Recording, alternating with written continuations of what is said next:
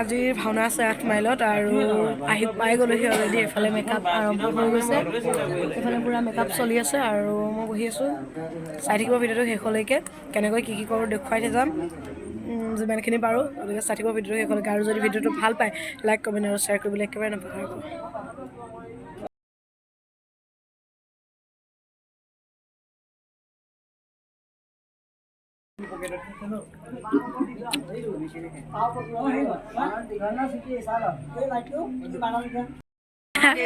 লাইটটো মাজলে দি থোৱা হৈছে এইফালে ইয়াত দুজনে ধৰি দাঙি দিছে আমাৰ উদযাপন সমিতি সাংস্কৃতিক সম্পাদিকা কেখনিত আছে তেখেতক এখন ফুলাম গামোচাৰে সম্বৰ্ধনা জনাইছোঁ চৌকাত ভাগি গৈছে এইফালে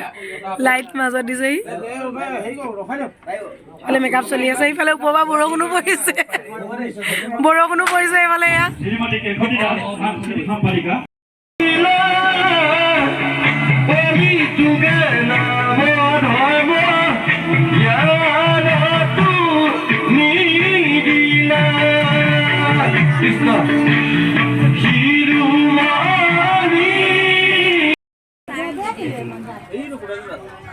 তেখেতক এখন সম্বৰ্ধনা পত্ৰ আৰু লগতে আমি উৎসাহিত বিশেষভাৱে এটা মাননি আগবঢ়াইছোঁ খুব সামান্যতম মাননি আমি কি দি সন্তুষ্ট কৰিম আমি বোলে দুৱাৰ মোৱালিটি এই তিনি ভুৱনত নাপালোঁ বিচাৰি আমাক তেখেতে যি ফুললিত কণ্ঠৰে আপ্যায়িত কৰিলে তেখেতৰ সুস্বাস্থ্য দীৰ্ঘায়ু কামনা কৰি আমাৰ মঞ্চৰ পৰা তেখেতক আজি বিদায় জনাইছোঁ ধন্যবাদ তেখেত সুলেখক সুসাহিত্যিক বুদ্ধিজীৱী শিক্ষাবিদ অনুষ্ঠান পৰিচালনাৰ এজন সুঘোষক খন্তেক সময় পাছতে আপোনালোকে নিজেই গম পাব তেখেতৰ পৰিচালনা কি সুন্দৰ গতিকে মই তেখেতক আজি অনুষ্ঠান পৰিচালনা কৰিবলৈ মই তেখেতক মাইক্ৰফোন আগবঢ়াই দিছোঁ আৰু লগতে তেখেতক সম্বৰ্ধনা জনাবলৈ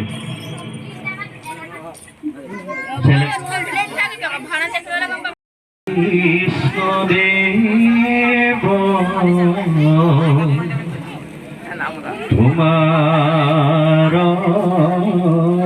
চৰণে নিমজ কমেৰি মন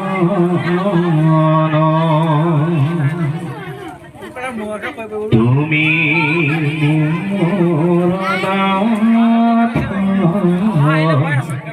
মই অনাথ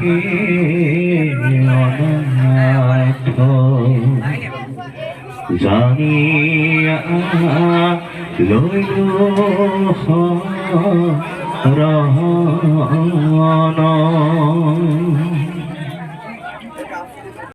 সমাজখন নেতৃত্ব দি বহি আছে আমাৰ কলা কেঁচুৱা লৈ পেলাই আমাৰ মৰমৰ ভাই বন্ধু তেওঁ ইমান ধুনীয়াকৈ গাইড কৰি ৰৈ আছে বাইদেউহঁত ৰৈ আছে ইমান ধুনীয়াকৈ এইখনেই আমাৰ ধুনীয়া শংকৰদেৱ আৰু অনিৰুদ্ধ গুৰুজন মাধৱ গুৰুজনে বিচৰা মৰমৰ সমাজখন গতিকে ৰাইজ ভাওনা শেষ হ'ব কালিলৈ আকৌ আমি গতানুগতিক জীৱনলৈ গুচি যাম কিন্তু মনত ৰাখিব এই সংস্কৃতিৰ যি উদ্দেশ্য আজি কেৱল মিট এপাত লৈ বঁটা এডাল লৈ ধনু এপাত লৈ যুদ্ধ কৰিবলৈ ইয়ালৈ আমি অহা নাই এই অনুষ্ঠানটোৰ মাধ্যমেদি আপোনাৰ ধুনীয়া ধুনীয়া কণ কণ মইনা মইনীকেইটাক মানুহ হ'বলৈ শিকোৱাৰ এখন যুদ্ধ এই কথাটো যাতে আপোনাক সকলো মানুহগৰাকীয়ে চাকৰি কৰে চিভিল হস্পিটেলত ৰাতি কৰে চাকৰি এৰি থৈ আহিছে কেৱল আপোনালোকৰ মৰম ভাল পোৱাৰ বাবে কষ্ট কৰি আহিছে সমাজখনৰ বাবে তেওঁক আমাৰ ৰাইজখনৰ তৰফৰ পৰা এখন ফুলাম গামোচা দিব খুজিছে আমাৰ নৃপেন দাস ডাঙৰীয়া আপোনাক মঞ্চত বিচৰা হ'ল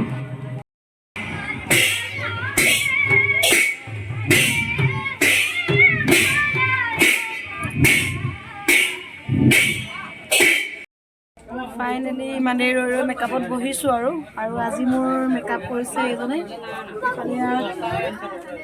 ব্যৱস্থা কৰি আছে আজি মেকআপ এজনে দিছে আৰু এইফালে আমাৰ এয়া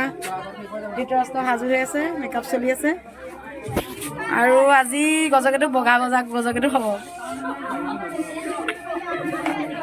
বাকী দেখুৱাই আছোঁ, চাই থাকিব ভিডিঅ'টো শেষলৈকে। কেনেকুৱা পাই জনাবলৈ নাপাহৰিব, লাইক কমেণ্ট আৰু শ্বেয়াৰ কৰিবলৈ কিন্তু একেবাৰে নাপাহৰিব।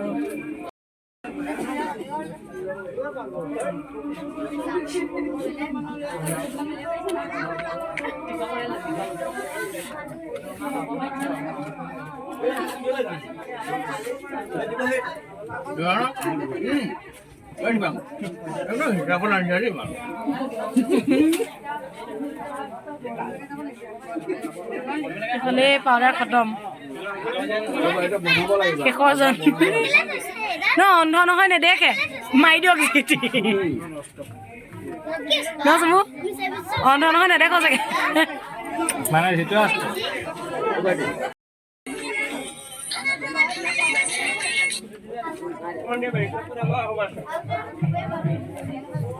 ফুল লাগি গৈছে, বাকী আৰু বাকী আছে আৰু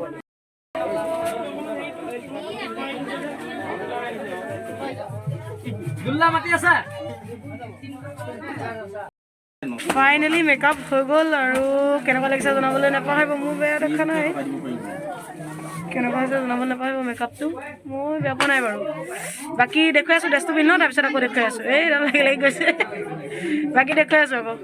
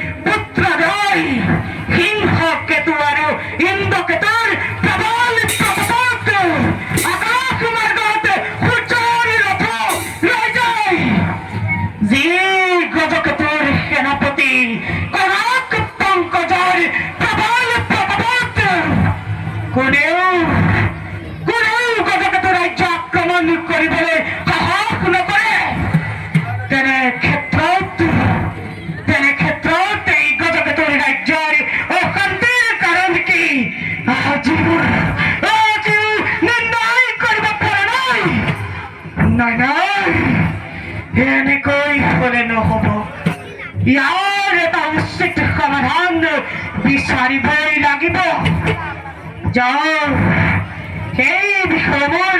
পুত্ৰদ্বয় আৰু সেনাপতিৰ লগত আলোচনা কৰোঁ। দিদি ৰাই দিদি ৰাই দিদি দিদি ৰাই দিদি ৰাই দিদি ৰাই দিদি দিদি ৰাই দিদি দিদি ৰাই দিদি দিদি ৰাই।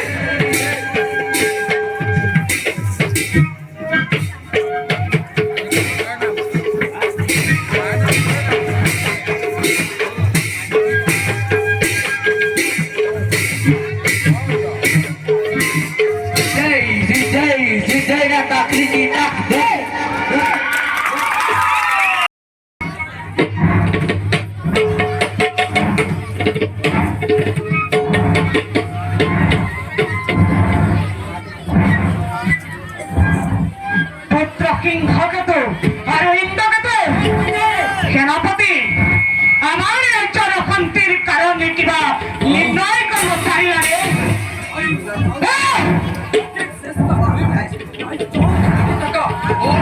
অশান্তিবোৰ কাৰণে নিৰ্ধাৰণ কৰিব নোৱাৰিলো।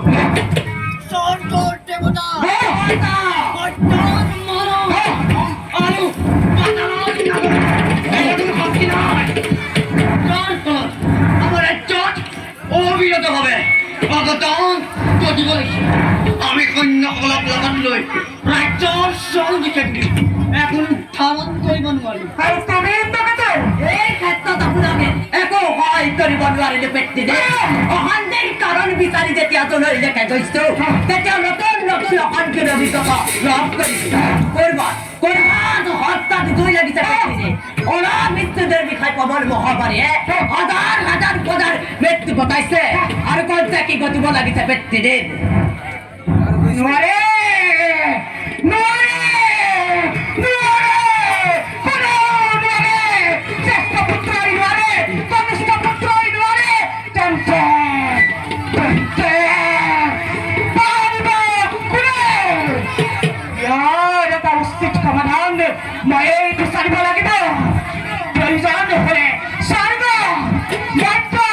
বিভিন্ন কৰি হলে এই অকন্তিৰ কাহিনী মই নিৰ্ণয় কৰিম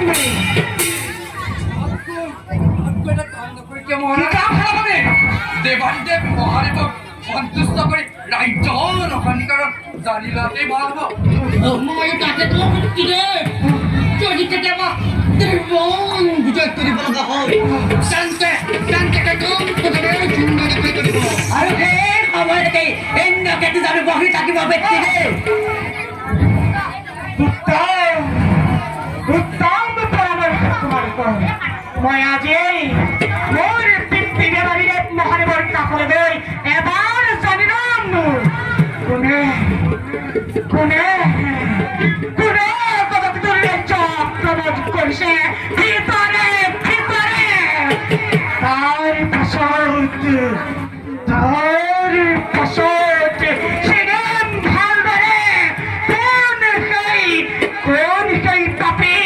আমাৰ ৰাজ্যত মৃত্যুৰ সতে তালি খেলিছে ঘোড়াৰে নিজ কৰ্তব্য সকলকে সমগ্ৰ ঘোড়া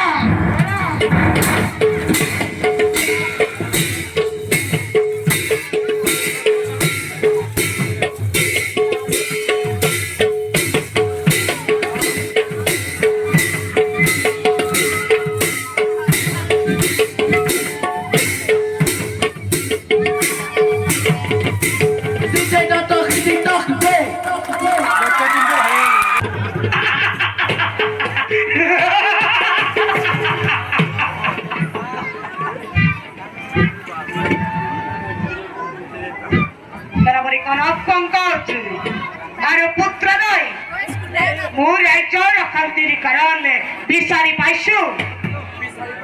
তেন্তে কওক মহাৰাজ কোনেই আমাৰ ৰাজ্যত অশান্তিৰ সৃষ্টি কৰিছে ব্যক্ত কৰা পিতৃদেৱ এতিয়াকে শান্তি দূৰ কৰি ৰাজ্যত শান্তি স্থাপন কৰিম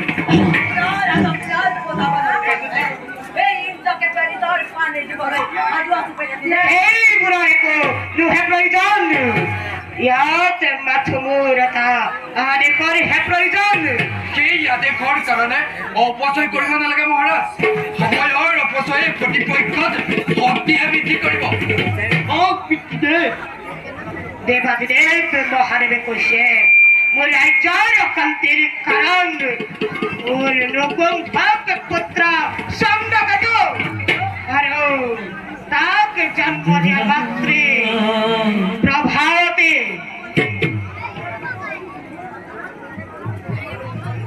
কি কৈছে পিতা আমাৰ মাতৃ খাদ্যে পতি চন্দ্ৰকে হত্যা কৰে ৰাজ্যৰ শান্তিৰ কাৰণে অসম্ভব এনে নিৰ্ধাৰণ কাৰ্য কেতিয়াও সমাধি নোৱাৰে পৃথিৱীৰ তেনে কোনো বিশ্বাস নহয়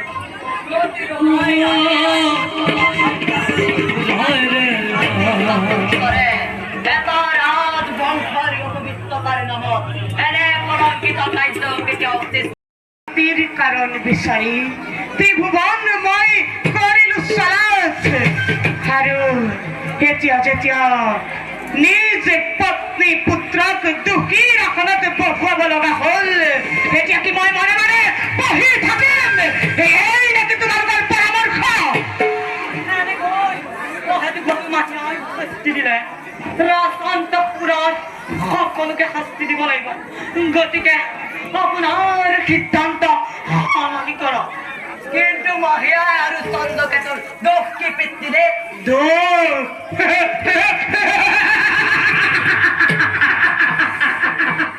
এক নপুংসক ৰাজ্যত থকাটো এই দুখ যি ৰাজ্যত নপুংসক থাকিব সেই ৰাজ্যৰ শান্তি নাহে কদাপি আৰু সেই নপুংসক পুত্ৰক জন্ম দিয়া মাতৃ হিচাপে প্ৰভাৱতীও সমানে দায়ী গতিকে যোৱা কৰক পংকজ লৈ আনা প্ৰভাৱতীক মোৰ সমীপে অ পিতা আপুনি কি জীয়াই থকাৰ বাহিৰে মৰাৰ এই মাতৃয়ে আপোনাৰ জানিব মৃত্যু সাৱটি ল'ব গতিকে আপোনাৰ সিদ্ধান্ত সলনি কৰক মৃত্যু নহল কিয় সেনাপতি কৰাত পংকজ ৰজাৰ কলংঘনীয় আৰু তোমালোক দুয়োৱে যদি এই দৃশ্য চোৱাৰ সাহস নাই তেন্তে তোমালোকো যাব পাৰা আৰু সেনাপতি কৰাত পংকজ চোৱা এই মুহূৰ্ততে লৈ অনা প্ৰভাৱতীক মোৰ সমীপে প্ৰণৱ পিতৃৰে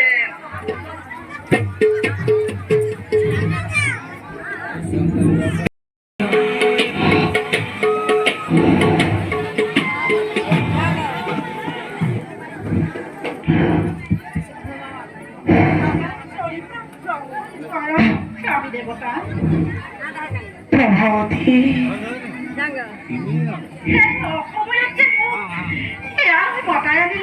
প্ৰভাৱতী কোৱাচোন ৰাজ্যত অশান্তি হলে ৰজাই কি কৰিব লাগে আৰু সেই অশান্তি দূৰ কৰিবলৈ যদি আপোনজনকো ত্যাগ কৰিব লগা হয় তেতিয়া ৰাজ্যৰ সুখ শান্তি চিন্তা কৰাটো ৰজাৰ দায়িত্ব ইয়াত আকৌ শাকুত পৰ শত্ৰু মিত্ৰ বুলি কোনো প্ৰশ্নই নুঠে কিন্তু এই সকলোবোৰৰ প্ৰশ্নৰ উত্তৰবোৰ সোধাৰ কাৰণটোহে কিন্তু একো সেনাপতি কৰক পংকজ মহাদেৱে কৈছে ৰাজ্যৰ অশান্তিৰ কাৰণ বোলে ৰাজ সন্দেহপুৰতে আছে ৰাজ সন্দেহপুৰত আৰু সেনাপতিৰ হতুৱাই মাতি অনা হৈছে ৰাজ সন্দেহপুৰৰ পৰা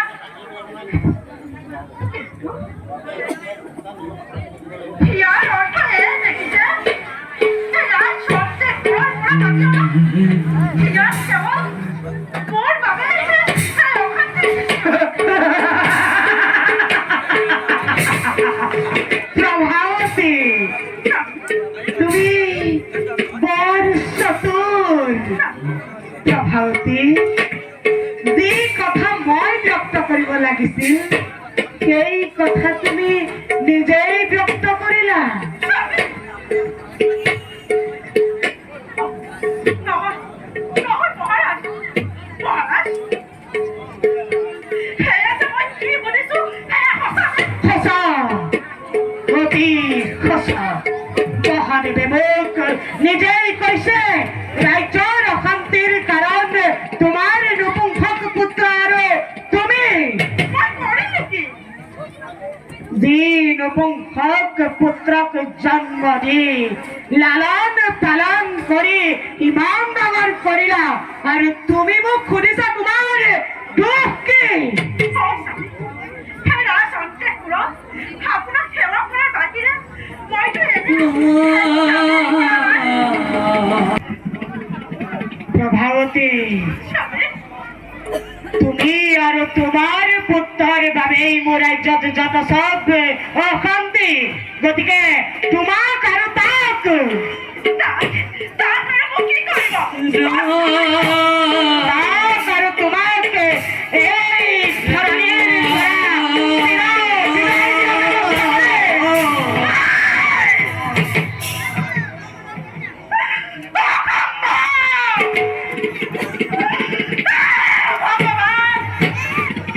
দিবলৈ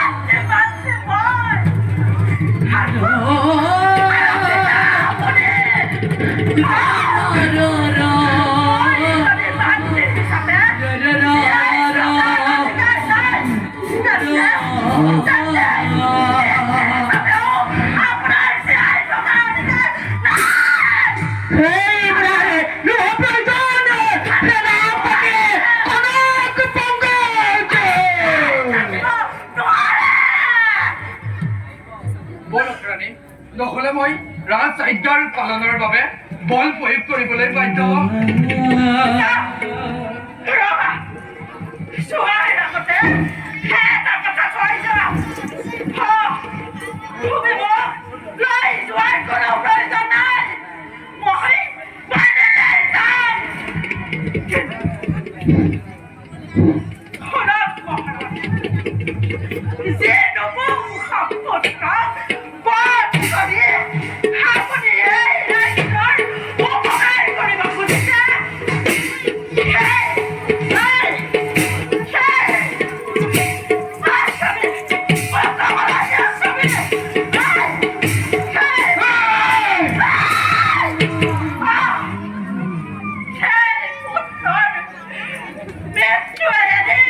জগতে দেখিব